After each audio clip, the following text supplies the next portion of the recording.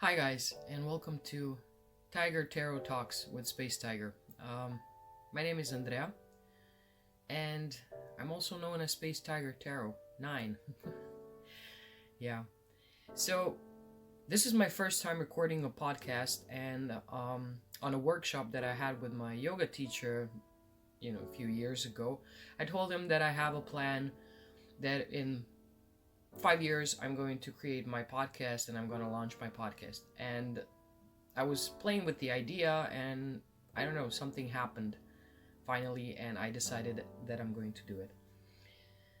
So I decided to do it on tarot because that's one of my favorite subjects, and here on this podcast I'm going to do readings. I'm going to explore things, I'm going to share things with you, and yeah, that's basically it. So, as I mentioned, I love tarot a lot. And I got my first tarot when I was 15 years old, so 19 years ago I got my first tarot deck by my father, and the whole journey started. And to this day, I still have a lot to learn on tarot, so I'm very happy. I'm very happy.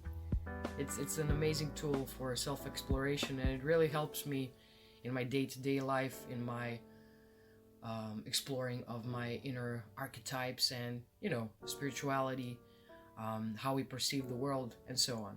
So, yeah.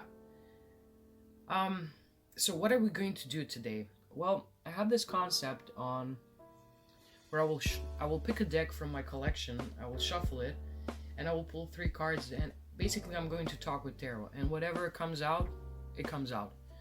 I might even go into directions of, yoga, Reiki, philosophies, religion, and so on. Oh, and yeah, one thing, I'm sorry. I didn't mention, I'm not a native English speaker, so my English might get a little bit funky, so bear with me. I wanted to talk in English because, I will get a wider audience definitely by speaking English, but I'm from Croatia, and yeah. So I think I told you everything. This is a little bit weird because when I do videos, it's much easier because I talk to myself. Now I'm talking to a bottle of water and my cup of coffee. Oh, and yeah, since this is a talk with with Space Tiger, go and make yourself a cup of coffee and let's dive in. So the deck that I choose today is Thoth Tarot by Aleister Crowley, and it's, I really love this deck. I don't like Crowley. I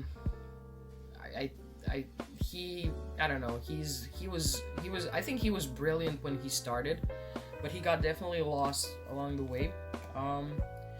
So yeah, but the deck that he created with Lady Frieda is an amazing piece of art, and I really love it. It really talks to me on multiple dimensions, and it's this colorful landscape of symbols and words and in shapes and all of that. So it's pretty interesting to look at. But it in a nutshell, it's a mishmash of many different cultures, and if you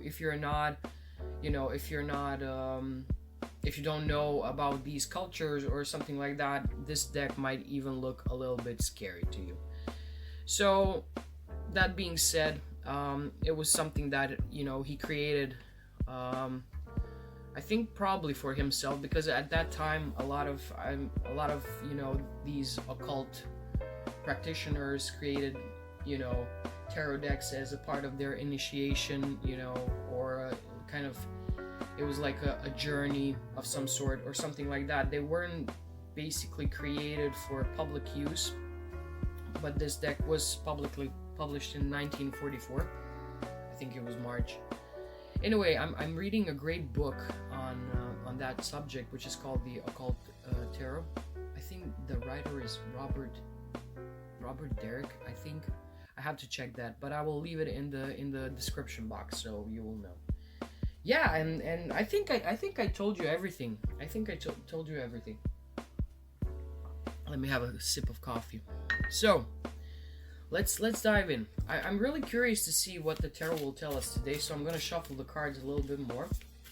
I pre-shuffled them, of course, cleanse the deck, prepared myself for this. And yeah, let's see what we have. So I'm gonna cut it. I'm gonna pull 3 cards. So every time I'm going to pull 3 cards in order to initiate a conversation with the tarot. It's a part of meditation for us, so we can meditate. And I'm gonna take a picture of the cards, and I'm gonna put them probably either on the video so that you can look at them, or I don't know. I'm still playing around. It's my first time. Forgive me. Okay. So what I pulled out is 2 of swords, which in the Thoth deck means peace. So we have 2 swords that are crossing each other, and there is this beautiful flower. I believe it's a rose. So they're basically spiking the rose, but they're, crossing each other. So it's like this peace. Then we have the Knight of Cups, which is a knight in a green armor with beautiful, ethereal wings, riding a white horse, and in his hand he has a cup, and in the cup is the golden crab. And then we have 10 of Cups. So we have 2 cups and swords. So I already see that now we are getting into the realm of emotions and intellect. So as I said, 10 of Cups, which means satiety. I hope I said that word correctly. Sorry. So we have numbers that we have here are 2 and 10. So 2 means to divide something. So when we have number 1, it's this potential that we have, and then we need to initiate that potential. We need to engage somehow in order to spark it. So when we have this card, like 2 of Swords, when we have this card here, it's almost like, the tarot is telling us, okay, so you have a thought, and, and now another thought comes in, and before you act, you have to cross these 2 thoughts, these 2 intellectual stimuli, in a way, to kind of, before you act, before you do anything, you cannot just irrationally act. You have to make first some space. And in this, when I look at this card, so it's Moon in Libra, it's almost like we're trying to recalibrate something, or we're trying to balance something out before we move. So this is like that moment, I wouldn't say peace of mind, but actually more space of mind. So thinking about, impulse, when we have the Knight of Cups, his impulse starts from the heart. We have this green armor here, and we have all these kind of bluish colors. So it's almost like he bears something in his heart before he speaks, before he acts, before he tries to conquer. And having 10 of Cups here, it's almost like we're holding too much, inside, but still battling between 2 things, whether to say something or not. So when I look at these 3 cards, I'm thinking about, how often do you speak your mind? And how do you speak your mind? Do you hold everything in and then just burst, into this ideal mindset of I'm right, and I wanna say something, and by saying something I wanna show something, and I wanna conquer something, and then we have all these mix of energies of saying or producing sound, and with producing sound showing that we are serious about something. Or sorry, I need to take some water. It's still morning. So yeah, showing that we care, in a way, that we are serious, that we came here to do something, So, and having this, because Knight of Cups is a very, here in this deck, it would be represented in, let's say, in Smith's deck, so Rider White Smith deck.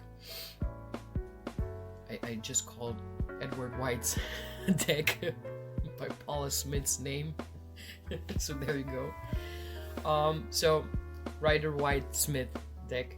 The King of Cups would be the Knight of Cups would be the King of Cups. So that's someone who already knows their emotions, but it's almost like we're overwhelmed by the intellect and how to phrase it and how to, present it outside. So having 10 of Cups here and having Knight of Cups here means a lot of emotions. So there are like a lot of swirls in our body that you might feel. Sometimes we're under a lot of stress, or we have all these emotions inside of us. When I say emotions, it doesn't just mean emotions of like love and gratitude and stuff like that. Sometimes emotions can be a lot of anger, because 10 of Cups here in this deck in particular is presented by something that looks like a tree of life with 10 cups, following the net of Kabbalistic tree of life. And there's like a lot of light shining and beaming, but it's actually Mars in Pisces. So it almost means me being idealistic but wanting to fight it, So we have a lot of this emotional fighting, in this reading. And I think it reflects the time that we are living in, because people are emotional, but they want to fight from the standpoint of emotions. So, when I take in consideration everything that I've kind of learned so far, I think that it's best not to involve into fighting, into conquering, when these two energies are present, which is the moon. So we have a lot of like Cancer energy, and so we have this archetype of this wounded warrior that still wants to fight even though he's wounded and left,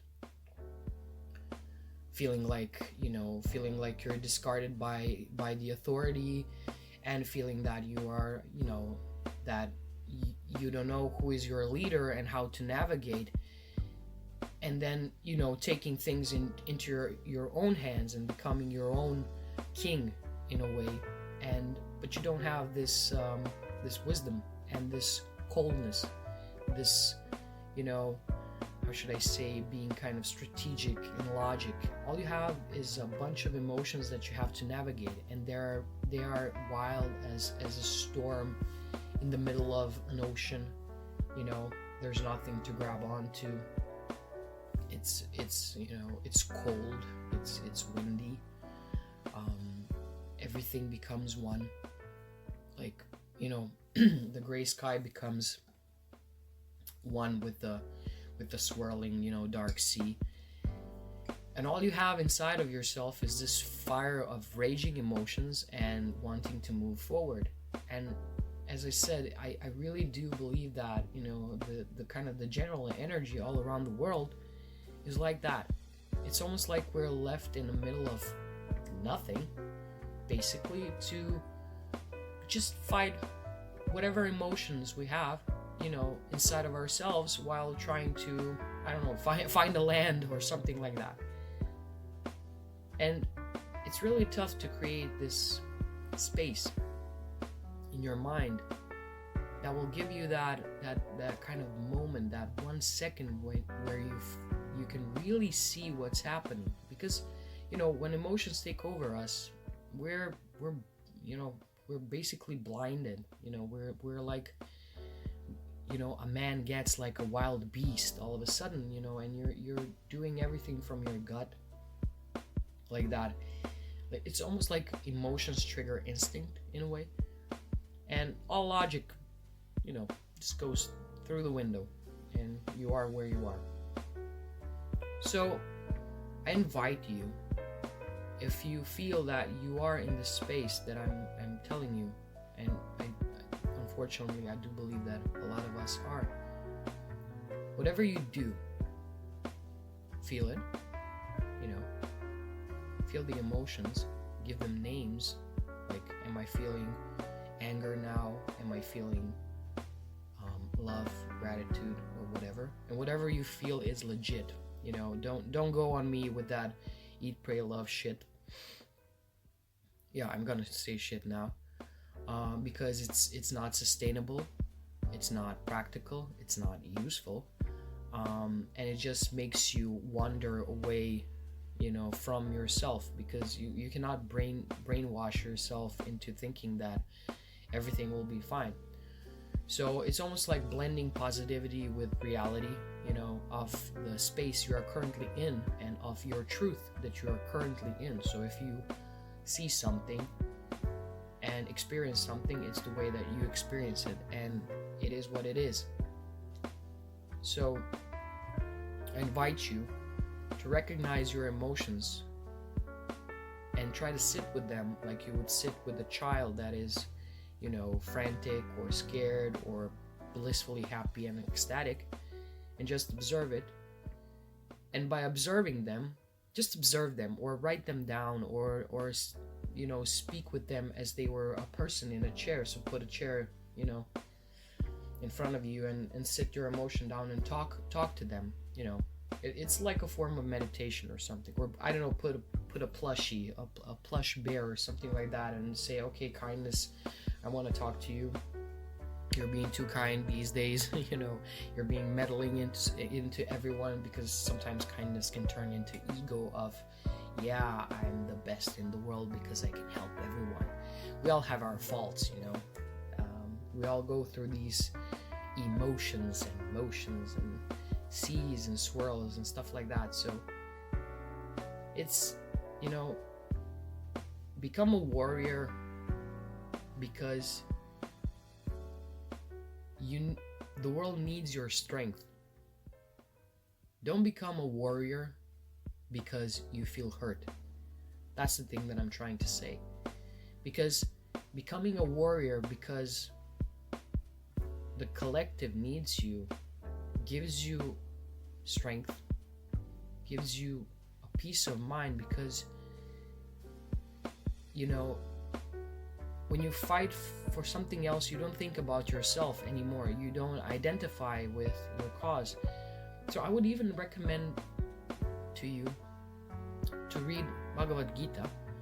I hope I pronounced that, you know, correctly, because this, you know, these cards here kind of remind me of that story of Arjuna, as he's fighting inside of himself to become a tool of God and doing what is right, not what he thinks is right from his perspective, but what is right, you know, in the terms of the whole universe, you know, and putting his emotions aside and just becoming a vessel, you know, becoming a chariot, becoming a horse of a god in a way.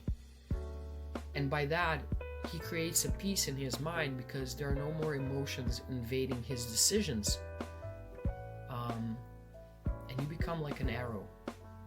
So instead of being this, you know, blob of hurt and fear, you become an arrow.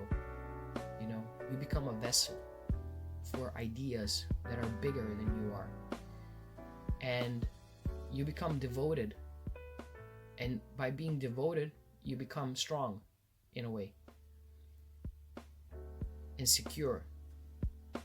So whatever the cause is, if you want to be the best cinnamon roll baker in the world, become a vessel for cinnamon rolls. You know, if you want to be the world's greatest painter, you know, give yourself to art.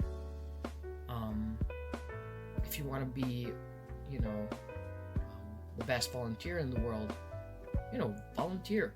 Don't volunteer because you didn't have as you were a kid, blah blah blah, and then we're having, and I'm sorry if that's your story, I'm sorry, but think about, you know, if you're devoted to something, and if you're hurt, and then just spilling that emotion all over your, you know, your beautiful work, you know, what's the better option for you? So with this in mind, I'm going to finish this. I don't know how many minutes I'm in, but I'm going to finish this. And I really like this, and I hope you like this too. I'm gonna write everything down in the description box. And yeah, this was a great session. I love this. Thank you so much if you listen. Go check out my YouTube, my IGTV, my Instagram, where I post daily messages. If you want to book a private reading with me, if you like what you hear, or you think you need someone to talk to, and you want a tarot reading, hit me up in my email box, which is spacetigertarot9@gmail.com. I'm gonna put that down too. And yeah, let's connect. Let's explore, and let's live our lives. Thank you so much, guys. Thank you. I really appreciate it. Love you all. Bye.